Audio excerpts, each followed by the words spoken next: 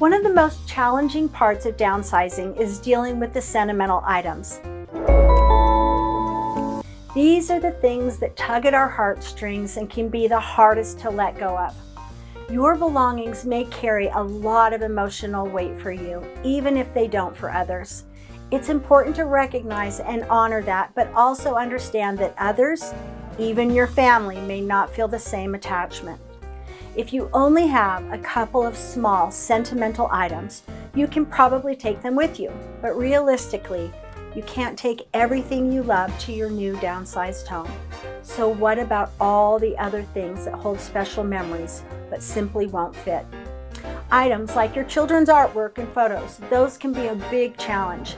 I had boxes of school projects, paintings, and reports, treasures to me, but my kids didn't want them. I'd crafted, scrapbooked, written long memories and was shocked that they didn't feel the same way about the memories as I did. It was actually a little heartbreaking for me, but here's an idea. Take pictures of the most meaningful pieces and create a digital album on your phone, or print off the pictures and just store them in a small photo album.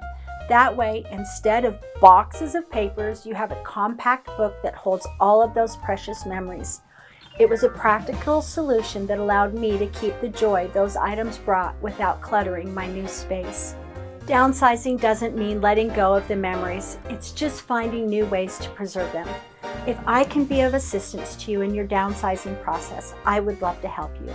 My name's LeAnn Gunnell, your strategist and advisor in South Metro Denver.